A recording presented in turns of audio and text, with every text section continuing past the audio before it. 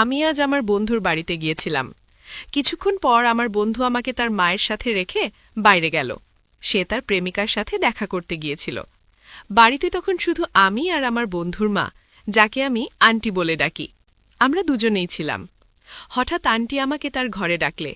সেখানে যাওয়ার পর আমি তাকে কিছুটা অন্যরকমভাবে দেখলাম।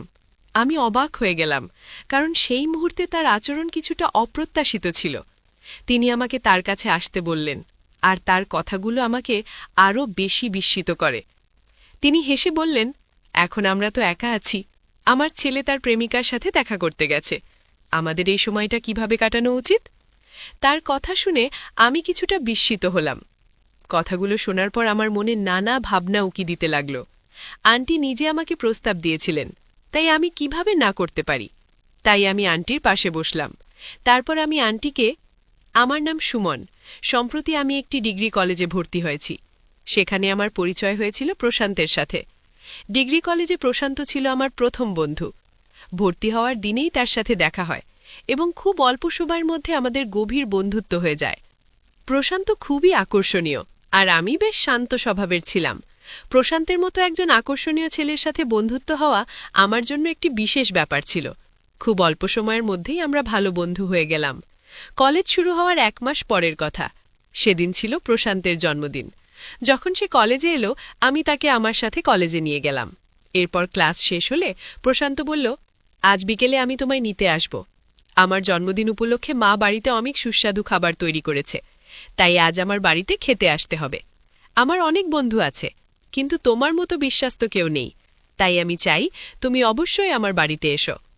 প্রশান্তের কথাগুলো শুনে আমি তার প্রস্তাবে রাজি হলাম, কারণ বন্ধুত্বের এটা আমার মন ছুঁয়ে গিয়েছিল। তুমি তো সবসময় বাইরের খাবার খাও, বাড়ির খাবারের স্বাদ পাও না। আমার মায়ের রান্নায় খুবই স্বাদরহিত। তার মায়ের হাতের রান্নার প্রশংসা করছিল সে। আগেও অনেকবার তার জীবনের নানা কথা আমার সঙ্গে শেয়ার করেছে, তাই তার সম্পর্কে আমার অনেক কিছু জানা ছিল। তার বাবা ছিলেন না, তার মা একাই তাকে বড় করেছেন। এসব কথাও প্রশান্তের মুখে প্রথম শুনেছিলাম। সেদিন সন্ধ্যায় রোহিত আমাকে নিতে এলো। আমি তৈরি হয়ে তার বাড়ির দিকে রওনা দিলাম, তার জন্মদিনের উপলক্ষে তার মায়ের হাতে তৈরি সুস্বাদু খাবার খেতে। বাড়িতে ঢুকতেই আমি একটি মেয়ে দেখতে পেলাম। সে পানির গ্লাস হাতে দাঁড়িয়েছিল। তাকে দেখে আমি অবাক হয়ে প্রশান্তকে জিজ্ঞেস করলাম, তুমি তো বলেছিলে তুমি আর তোমার মা একাই থাকো, তোমার তো আর কেউ নেই। তাহলে এই মেয়ে কি তোমার বোন নাকি? প্রশান্ত আর তার সাথে মেয়েটি হেসে উঠল। প্রশান্ত আমার কাঁধে হাত রেখে বলল, বন্ধু, এ আমার বোন না, এ আমার মা, আমার জীবনের সেরা মা। তিনি একাই আমাকে অনেক কষ্ট করে মানুষ করেছেন। তুমি যেটা ভেবেছ সেটা অনেকের ভাবনা আসে। যখনই মা আমাকে নিয়ে মার্কেটে যান, অনেকেই আমাদের ভাই বোন মনে করে। কেউই বিশ্বাস করতে চায় না যে আমার এত বড় ছেলে হতে পারে, কারণ তিনি নিজেকে খুব ভালোভাবে মেনটেন করেছে। তিনি যোগব্যায়ামের ভক্ত, আর প্রতিদিন ভোর 4টায় উঠে কোনোদিন বাদ না দিয়ে 1 ঘন্টা ধরে যোগব্যায়াম করে। এটাই আমার মায়ের তারুণ্যের রহস্য। রোহিত তার মায়ের প্রশংসায় মগ্ন ছিল। সে সব বলছিল, আর ঠিক তখনই তার মা বললেন, প্রশান্ত, তোমার বন্ধুকে এখানে বাইরে দাঁড় করিয়ে গল্প শোনাচ্ছে, ওকে ভেতরে ডেকে বসতে বলো। তারপর আন্টি আমাকে পানি দিলে। কিছুক্ষণ পর আমরা খাবারের জন্য বসে পড়লাম। সত্যি বলতে আন্টির হাতের রান্নায় অদ্ভুত স্বাদ ছিল। তিনি প্রশান্তের জন্মদিন উপলক্ষে শাহী পানির, হালুয়া, কচুরি সহ আরও অনেক পদ তৈরি করেছিলেন। যখন আমি তাদের বানানো শাহী পানির খেলাম, তখনই মনে মনে ঠিক করে ফেলেছিলাম, আজ আমি আর পুরি তো খেয়েই ছাড়ব। আমি খুব আনন্দ নিয়ে খাচ্ছিলাম, আর প্রশান্ত আমার পাশেই বসেছিল। হঠাৎ প্রশান্তের ফোন বেজে উঠল। তার কিছু বন্ধুরা তাকে কেক কাটার জন্য ডাকে। সে সঙ্গে সঙ্গে যাওয়ার জন্য প্রস্তুতি নিলে। বলল, আমি বেশি সময় নেব না, একটু কেক কেটে ফিরে আসছি, ততক্ষণ তুমি আরাম করে খাও।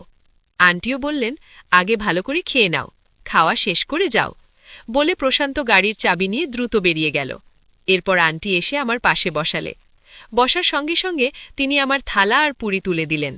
আমি লক্ষ্য করলাম আন্টি আমাকে এক অন্য রকমভাবে দেখছিলেন এবং মাঝে মাঝে মুচকি হাসছিলেন। খাওয়া শেষ হলে আমি তাকে ডাইনিং টেবিলের বাসনপত্র তুলতে সাহায্য করতে শুরু করি। আমার কাজ দেখে আন্টি বললেন, তুমি তো একেবারে নিখুঁত ছেলে। প্রশান্তের মুখে তোমার নাম অনেকবার শুনেছি। আমার ড্যাশিং মতো একজন ছেলে তোমার মতো সরল ও সাধারণ বন্ধু পেয়ে খুবই সৌভাগ্যবান। আমি বিশ্বাস করি তোমার সংস্পর্শে থেকে প্রশান্ত তোমার মতো হবে। আন্টির কথা শুনে আমি হেসে দিলাম। এরপর তিনি আমার পরিবারের কথা জিজ্ঞেস করলে আমি তাকে জানালাম আমার পরিবার গ্রামে থাকে এবং আমি পড়াশোনার জন্য শহরে একা থাকি। আমরা কথাবার্তা চালিয়ে যাচ্ছিলাম। ঠিক তখনই প্রশান্ত ফিরে এলো। আমাদের কথা বলতে দেখে প্রশান্ত হাসতে হাসতে বলল, বন্ধু, মা তোমাকে খুব পছন্দ করেছে। আমি কখনো দেখিনি মা আমার কোনো বন্ধুর সাথে এত কথা বলে। সাধারণত মা কাউকে বাড়ির দরজা পর্যন্ত আসতে দেয় না। রোহিত কথা বলে যাচ্ছিল, আর আমি ঘড়িতে সময় দেখে মনে মনে ভাবছিলাম যে আমার যাওয়ার সময় হয়ে এসেছে। আমি প্রশান্তকে বললাম, ভাই, অনেক রাত হয়েছে, এবার আমাকে আমার রুমে ছেড়ে দে। রওনা হওয়ার সময় আন্টি বললেন, আবার এসো, আর পরের বার একটু বেশি সময় নিয়ে এসো। এই বাড়িকে নিজের বাড়ি ভাবো। তারপর আন্টি আমাকে আলিঙ্গন করলে আমি বুঝলাম তার আচরণে একটু আলাদা ছিল। তাকে বিদায় জানিয়ে রুমে চলে গেলাম। পরের দিন কলেজে প্রশান্তের সঙ্গে দেখা হলো। সে হাসতে হাসতে বলে, মা তোমার প্রশংসা করেই সারা রাত কাটিয়েছেন। এত প্রশংসা তো আমাকে নিয়েও করেন না।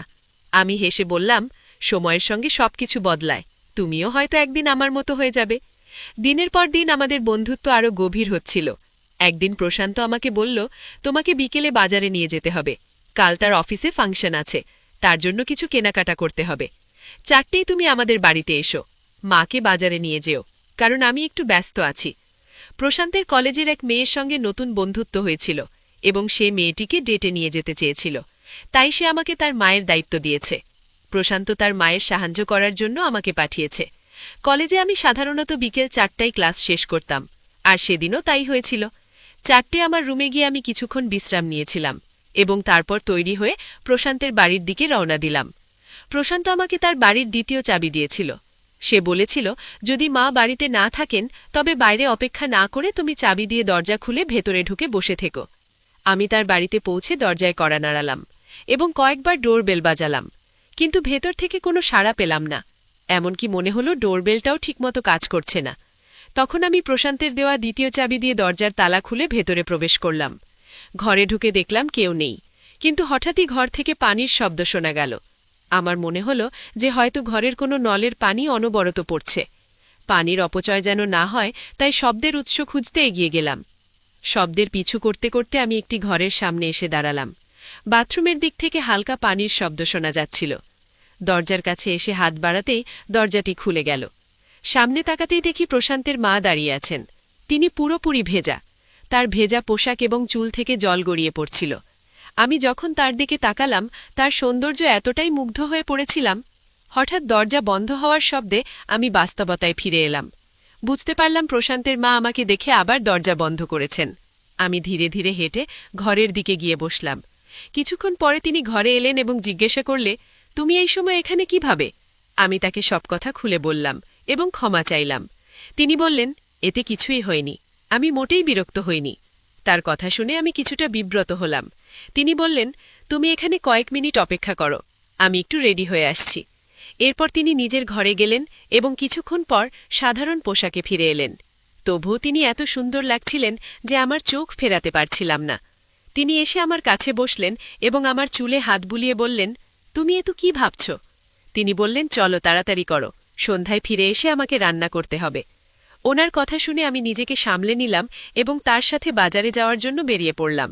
বাইকে ওনার ওঠার পর তিনি 2 হাতে আমার কাজ ধরে বসলে। আন্টি যেখানেই যেতে চাইছিলেন আমি তাকে সেখানে নিয়ে যাচ্ছিলাম।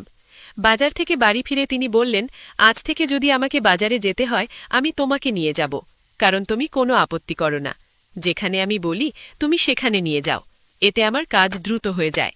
না হলে তোমার বন্ধু প্রশান্ত আমাকে দোকানে নামিয়ে রেখে নিজে বসে থাকে, আর আমি পায়ে হেঁটে বাকিটা বাজার করতে হয়। কিন্তু তুমি তো সব ব্যাগও নিয়েছ, আমাকে গাড়িতে নিয়ে গেছ, এতে আমার অনেক সময় বেঁচে গেছে। তারপর তিনি মৃদু হেসে আমার গালে স্পর্শ করলেন এবং আমার প্রশংসা করলেন। সেটা তিনি স্বাভাবিকভাবেই করেছিলেন নাকি তার মনে অন্য কিছু ছিল সেটা বোঝা আমার পক্ষে সম্ভব হয়নি, তবে ঘটনাটি আমার মনে গভীরভাবে দাগ কাটতে শুরু করল। আমি সেই ভাবনায় মগ্ন ছিলাম। এদিকে তিনি নতুন শাড়ি পরে এসে আমার সামনে দাঁড়ালেন। আন্টি আমাকে জিজ্ঞেস করলেন, এই শাড়িতে আমি কেমন লাগছে? আমি বললাম, আন্টি, আপনি তো দারুণ লাগছে, তবে শাড়ির সামান্য অংশ একটু ঢিলা মনে হচ্ছে। আমার কথা শুনে তিনি বললেন, সম্ভবত পিছনের ফিতে বাঁধা হয়নি, তুমি কি একটু সাহায্য করবে? আমি তাকে ফিতে বাঁধতে সাহায্য করলাম। কাজ শেষ করে সামনে দাঁড়িয়ে দেখলাম তিনি চোখ বন্ধ করে একদম শান্তভাবে দাঁড়িয়ে আছেন। আমি ডাকতেই তিনি চোখ খুলে মুচকি হেসে বললেন, কেমন লাগছে?